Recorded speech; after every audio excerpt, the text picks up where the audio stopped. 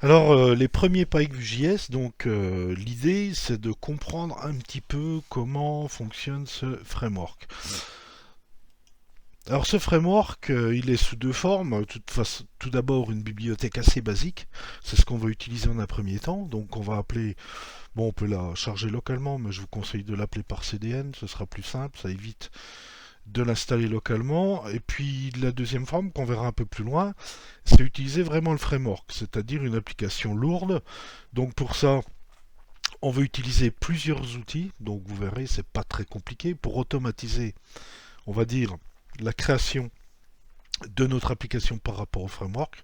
Donc pour ça, on va utiliser deux outils qui sont très très connus dans le monde du développement web, qui s'appellent Node.js et NPM, pour essayer de ramener des plugins dont on a besoin, puisque l'idée, c'est d'avoir un squelette, on va dire, de fonctionnement d'une application web de type front-end, et puis de pouvoir le paramétrer pour faire notre application, et puis si besoin, appeler des plugins techniques qui vont nous permettre de faire pas mal de choses.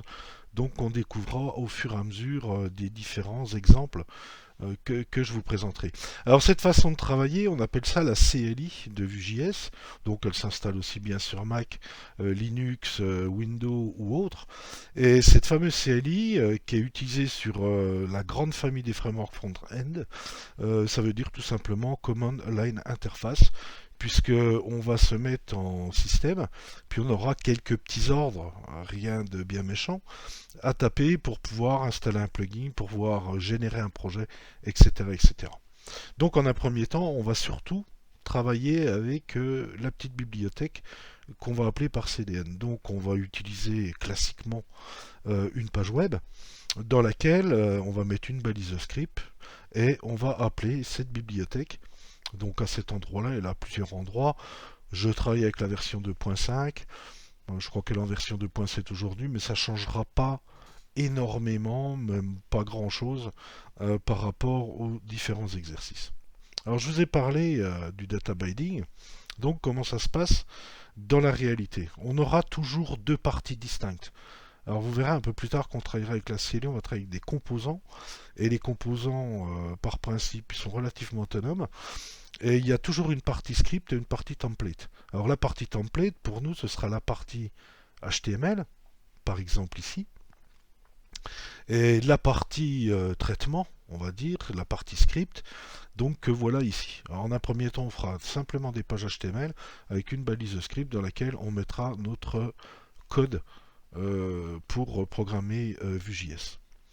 Donc ici, vous voyez que j'ai créé un objet Vue. Donc ça veut dire que c'est un objet Vue.js. Et à l'intérieur, on a deux parties distinctes. On a un paramètre qui s'appelle EL comme élément, dans lequel, vous voyez, je fais appel à un ID. Et si vous regardez la partie HTML, donc on a une div avec un ID app. En fait, cet élément-là, il va observer qu'est-ce qui se passe entre cette balise ouvrante et cette balise fermante pour pouvoir injecter des informations. Et ici, vous voyez, j'ai une notation, on appelle ça notation double moustache, à cause de ces accolades. En fait, c'est de l'expression EL, qui vient du langage Java, qu'on a repris en JavaScript, qui permet de dire, ben, comme ma vue ici, mon objet vue, observe ce qui se passe entre cette balise ouvrante et cette balise fermante, puisqu'en fait on observe l'élément qu'a le ID app, ben, tout ce qui se passe à l'intérieur, c'est lui qui va le piloter. La deuxième partie que vous voyez ici, c'est une partie donnée, donc data, écrite en JSON, dans laquelle j'ai une variable message pour laquelle j'ai mis le message hello Vue.js. Et donc, dès que je fais ça, comme la vue observe ce qui se passe ici et que j'écris ici avec cette notation EL une variable message, ben automatiquement vue va prendre le contenu de la variable message pour l'afficher ici. Et c'est ça ce fameux data binding. C'est-à-dire vue observe ce qui se passe sur le template et on utilise en fait ce qu'on appelle un DOM virtuel. Ça vient plutôt de React que d'Angular, quoique Angular fonctionne de la même façon. Et ben tout ce que vous allez modifier dans la partie script que vous appelez dans la partie template va être mis automatiquement à jour. Et là, on n'a pas besoin de faire des documents .query selector ou tout ce que vous voulez parce que c'est le framework qui va le gérer. Donc ce fameux data binding, ça va nous être très très utile parce que en termes de code, ça va énormément nous simplifier la façon de coder et d'injecter des éléments à l'intérieur du template. Alors évidemment, ce data binding, dans ce cas-là, il est simplement, on appelle one way dans un sens, puisqu'on affiche simplement une chose, mais le data binding, il est généralement ce qu'on appelle two way.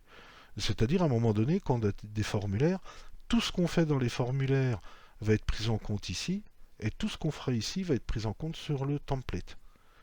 Donc on verra un petit peu comment tout ça fonctionne.